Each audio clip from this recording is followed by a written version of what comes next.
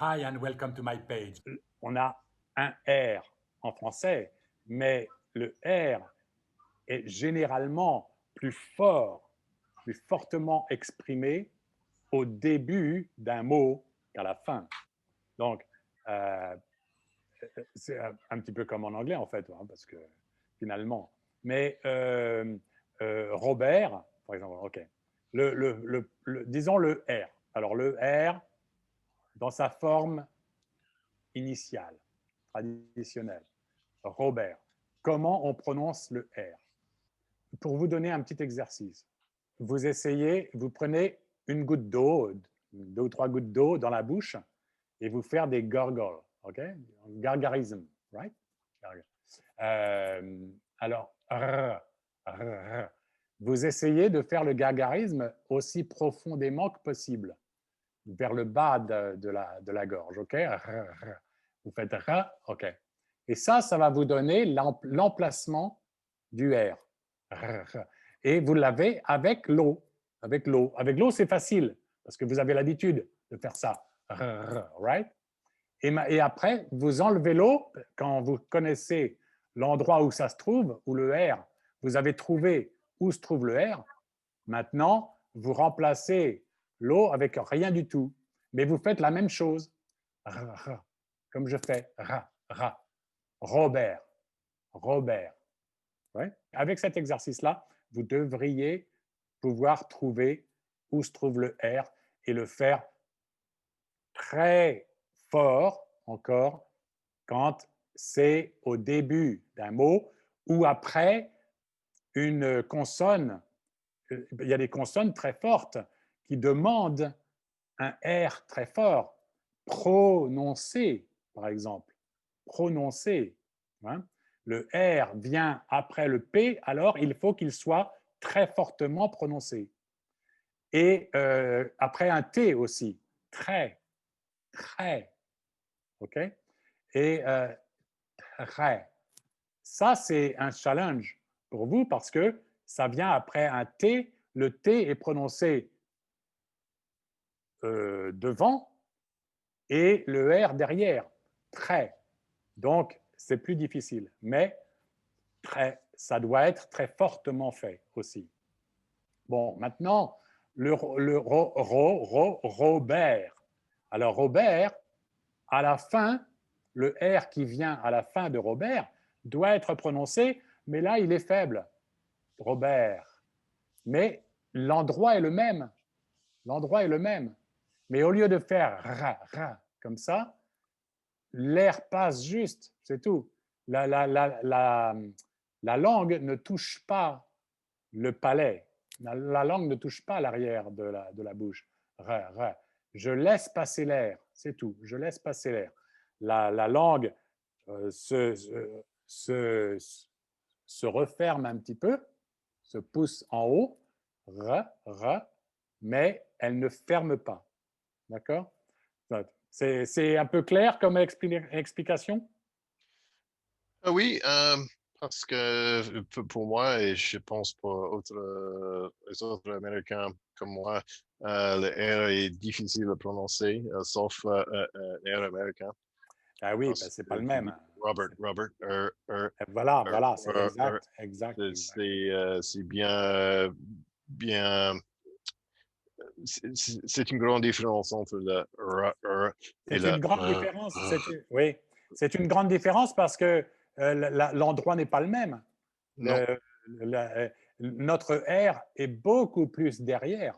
Il est beaucoup, il est beaucoup plus derrière, mais je n'ai pas compris ça parce que mes amis m'ont expliqué elle est devant la bouche, la langue devant, Ah oui, ah bah, comme ça, bah, oh, c'est et très pas. intéressant. euh, Oui, oui.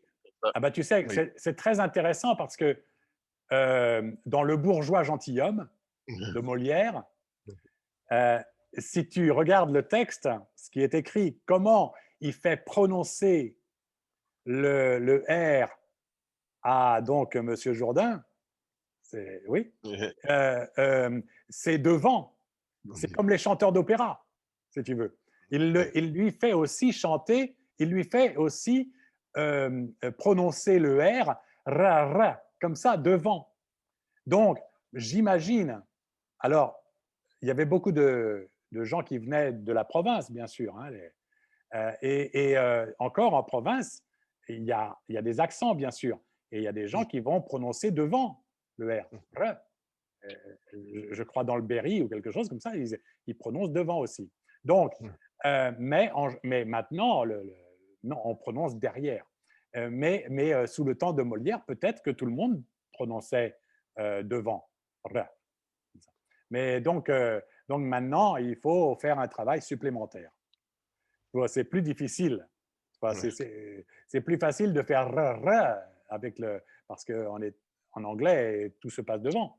Mais maintenant, il faut s'habituer à faire, donc à mettre derrière.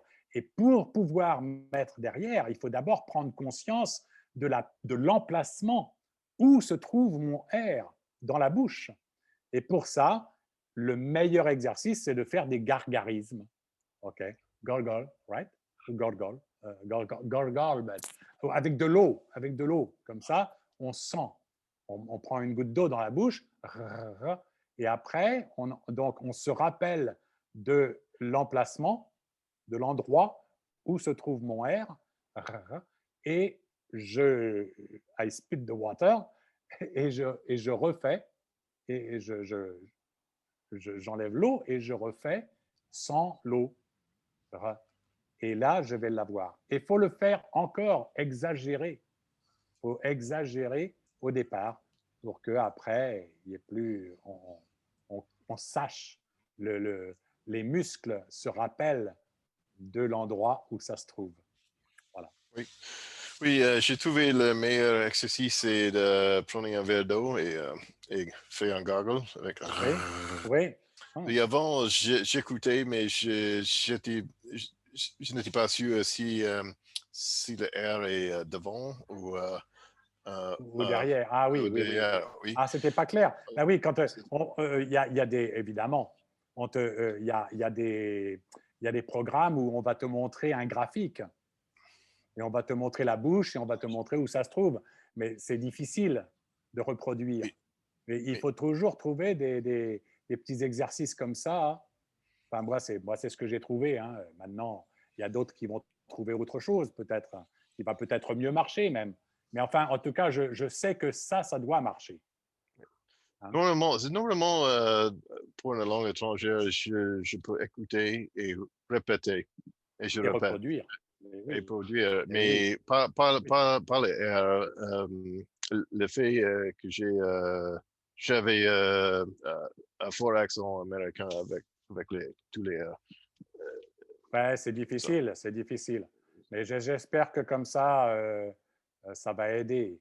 Mais n'oubliez pas, hein, il faut tout exagérer. If you have to do it, il faut exagérer au maximum. Autrement, les muscles ne se rappellent pas. So, see you next time. Bye. Bye. Subscribe to the channel and click on the bell to make sure you receive the notification when a new video is available. Put some likes if you liked my tips, write your comments, and get my 3 gifts by clicking on the link below if you still don't have them.